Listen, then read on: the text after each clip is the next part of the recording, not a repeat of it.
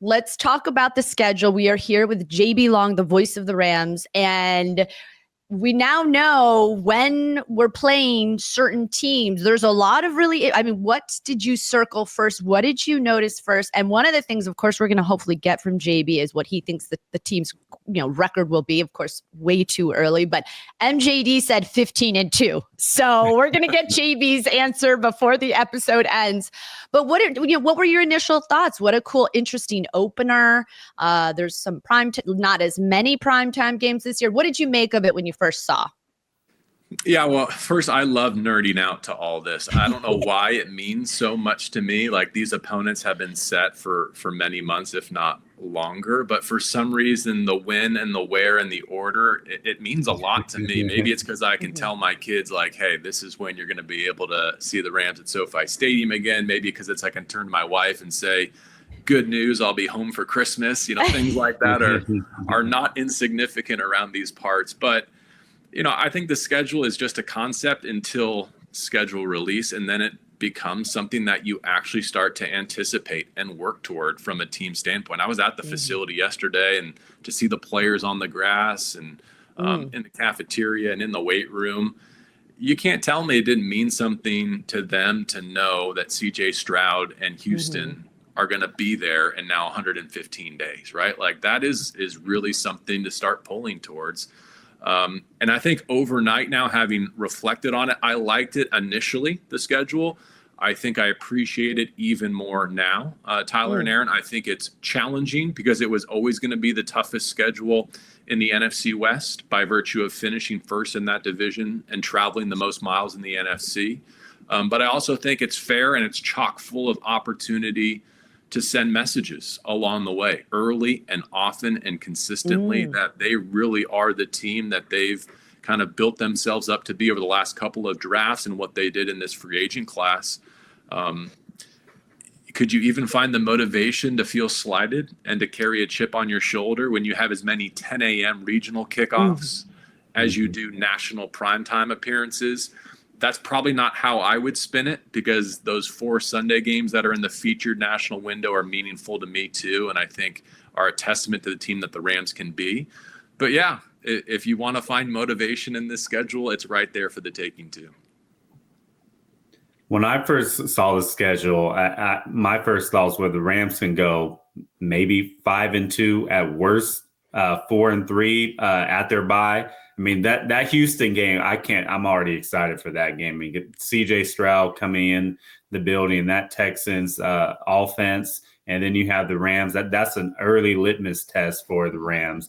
But then the Eagles in Philadelphia week 3. I mean, we know what Saquon Barkley did against the Rams, over 450 yards and 4 touchdowns in 2 games, including the playoffs. So that's going to be a huge test. But other than that, I mean, the Baltimore Ravens too. Those are maybe the games that you have circled that could give the Rams some trouble. But the Tennessee Titans in week 2, starting a rookie quarterback, I feel like that's an easy win. I mean, I'm not discounting the Titans in Tennessee, but come on. The Indianapolis Colts, that's an easy win to me. The 49ers, they give the Rams trouble, but I think that's a winnable game as well. So the Rams can go into that bye week at best, in my opinion, 5-2, or at worst case scenario, 4-3. Yeah, I'd love to believe everything you just said, Tyler. I'll let you say it and let the quotes come from you, and I'll just sit here and nod modestly along the way. But I think you're onto something, which is the theme of this summer and this season has to be starting faster. The Rams got away with being 3 games under 500 at their bye the last 2 years, and were tremendous in the second half of their schedule to win double-digit games, to earn a playoff spot. Last year, to win the West and to win a playoff game. But those patterns, those pathways, they do not happen often, and I would venture to say it's not repeatable again here for a third year in a row.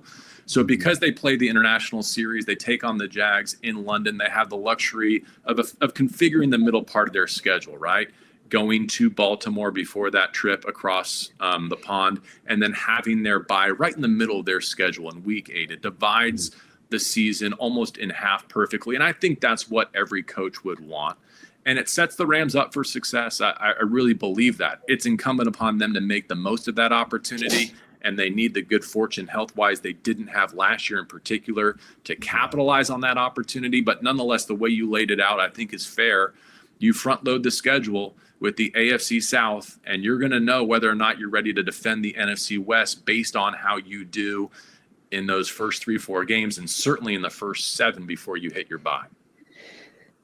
Yeah, interesting take here with JB Long, voice of the Rams, who will be going on the road quite a bit, much to maybe his wife's chagrin, but maybe she can join you in London and all the other places that the Rams are going. And, you mentioned the theme, starting fast, not only in the season when it comes to their record, but also in games. And one of the things that's interesting is the other team, the Rams have the second most miles in terms of travel. And the first one is the other LA team, the Chargers, right? Do you feel like this is a two-parter, right? Because, Sean McVay has to curtail his style of coaching. The challenge, or at least from last year's perspective, is how do you manage a team that has both veteran and then, you're sort of growing this younger defense, younger guys. How do they maintain and how do you suspect that Sean McVay will try to strategize, knowing he's got young guys, a young team, keeping them sort of energized throughout a very laboriously traveled, exhausting schedule, like you said, going East Coast and, of course, having the international game. But then the other question that I had, this is a two-parter for you.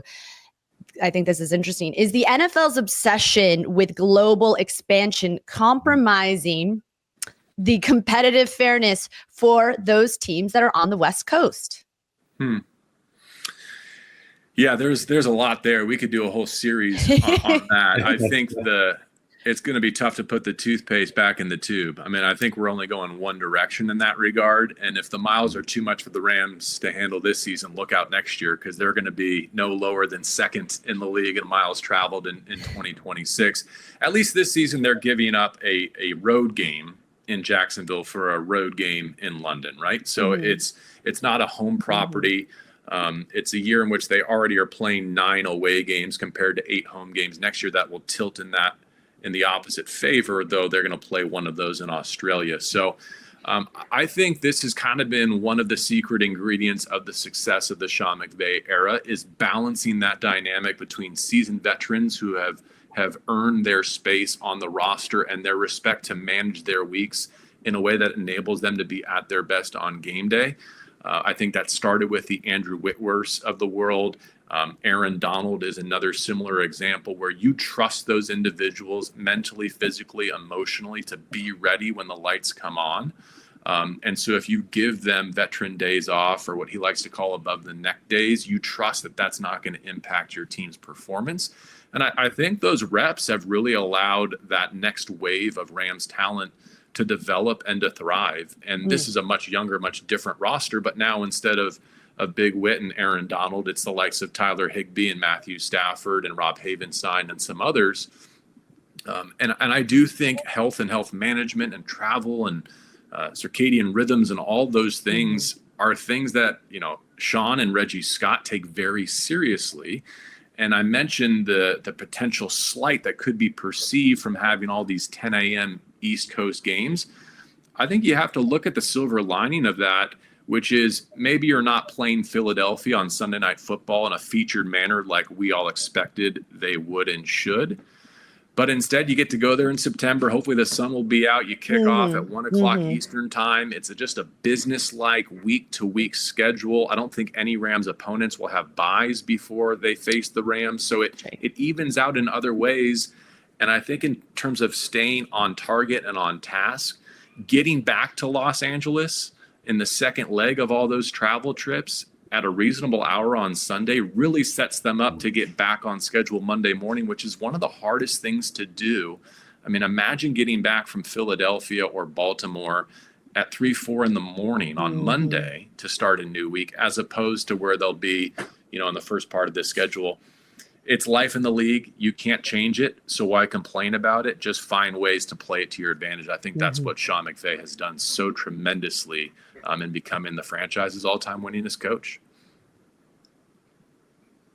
Yeah, I agree. I think even when you talk about after the bye, I believe the Rams only played 2 playoff teams from last year after the bye, and the Detroit Lions and and the Tampa Bay Buccaneers. So, I mean, the schedule, especially the back half, I believe works out in the Rams' favor. They close out with the division rival Arizona Cardinals. Now, that Atlanta game in Week 17 in Atlanta, that could be a interesting game. It's going to be a Monday night football and prime time in those bright lights. But the back half of the schedule, in my opinion, favors the Rams with a lot of winnable games and only 2 playoff teams from last year.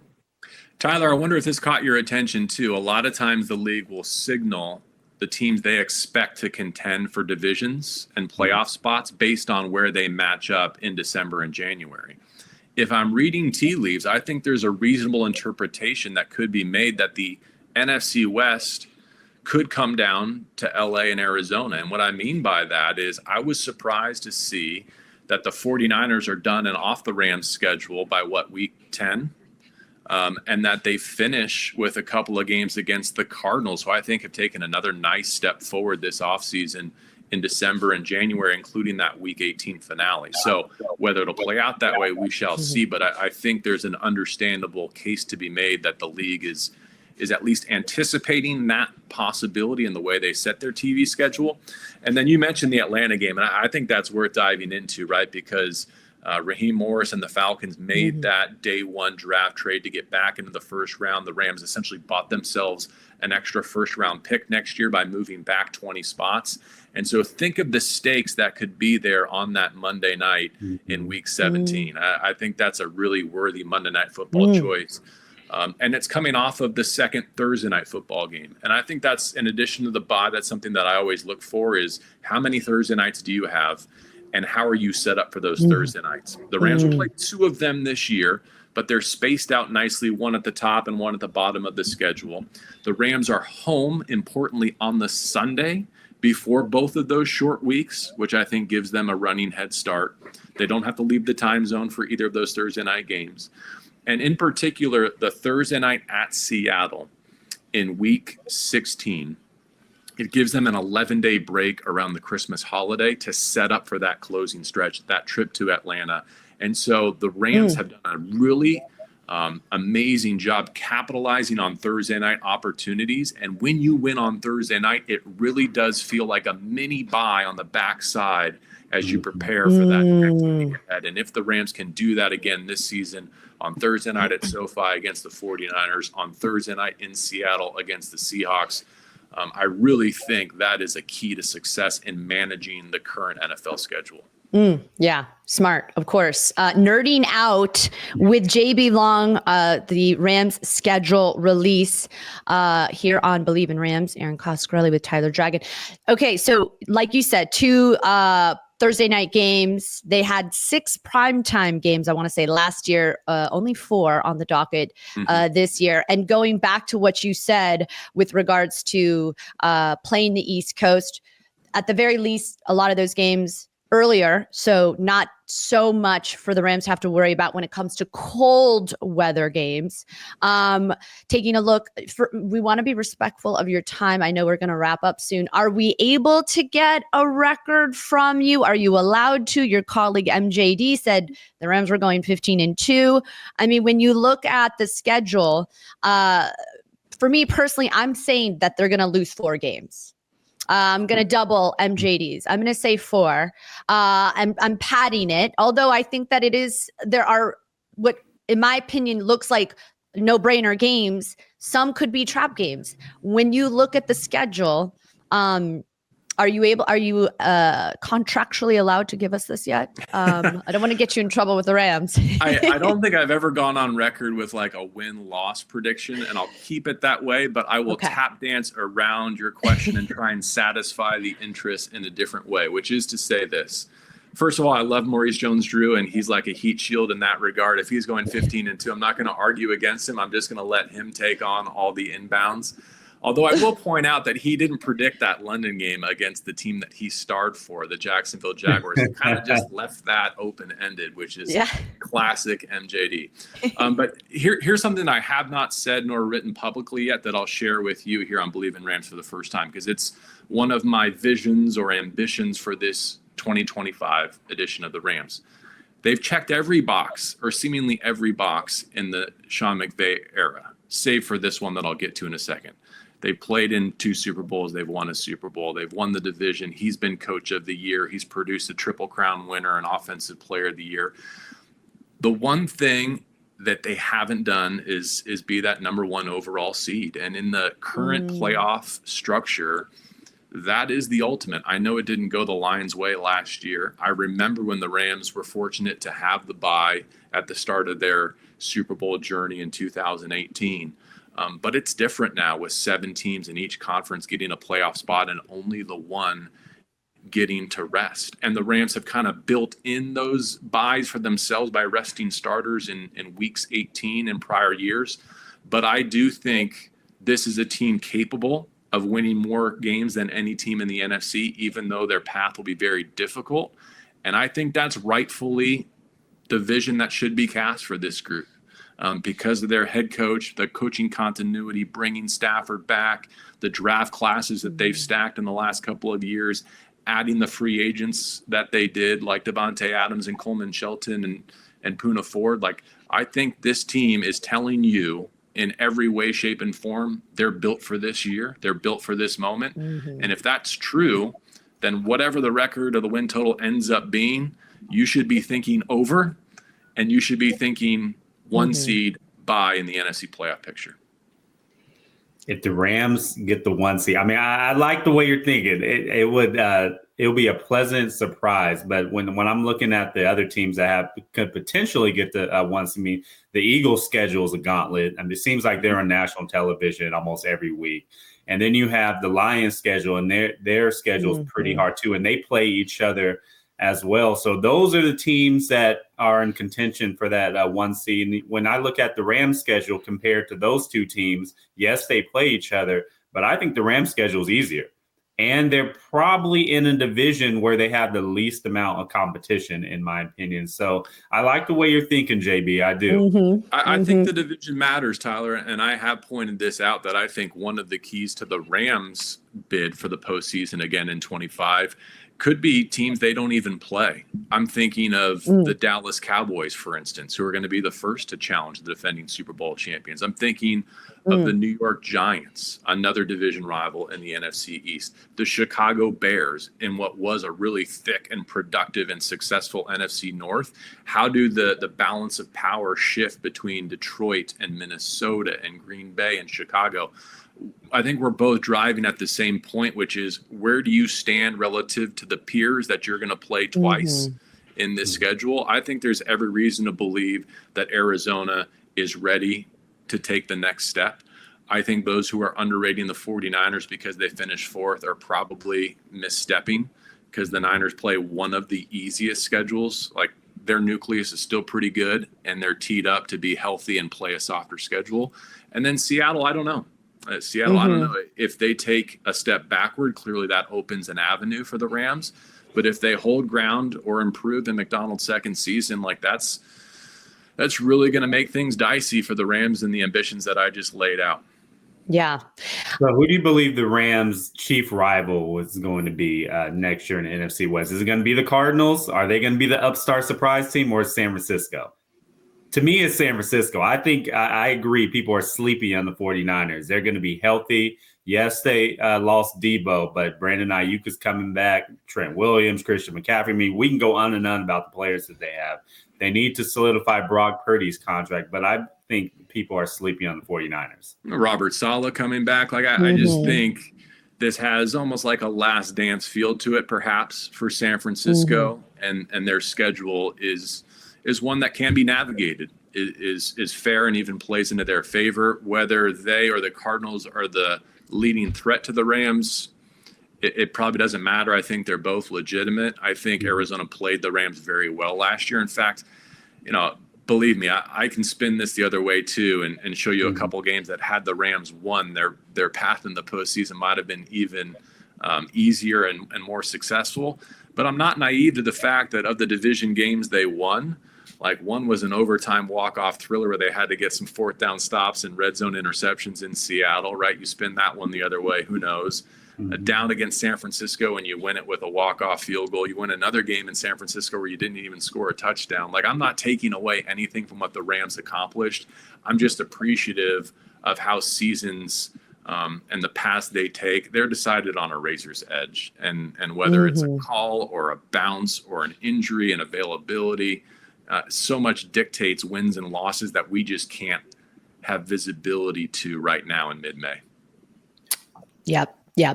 A meeting of the minds. I absolutely love this. I'm so excited that we were able to get you on for as long as we were able to get you on. JB Long, the voice of the Rams, also has some really cool podcasts, one of which is with Sean McVay. Do you get to have him on soon and break this all down and hear his perspective? When is the Sean McVay show air again? And how can people learn more about what you do with the Rams?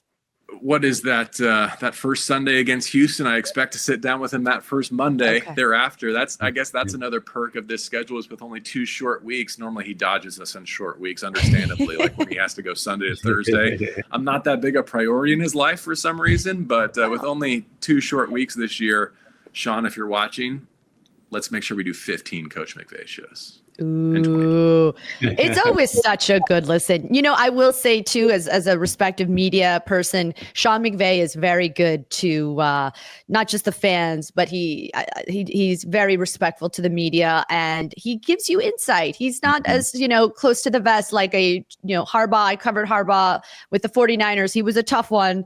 Bill Belichick, we all know how he is. So I love those post-game shows that you do with Coach McVay, and I'm excited for will be an interesting season for the Rams this upcoming 2025 season here with JB Long, breaking down the schedule. Okay, so we didn't get a record, but that's okay. We want to make sure you stay in good keeping with the Rams. We understand and we respect it. But we'll have to get you on again soon, JB. Thank you again, and have fun in Maui. Thanks for getting me 30 minutes closer to that trip and to kicking off against the Houston Texans. The only downside of now having the schedule is I sit there and I look at it about 5 times per day, and the days start to get longer and slower, but that's okay. It'll be OTAs and mini camp and training camp before we know it, and I hope to see you there. Yeah. Amazing. All right. Thank you, guys. That's another edition of Believe in Rams. We will speak with you guys next time. Thanks so much.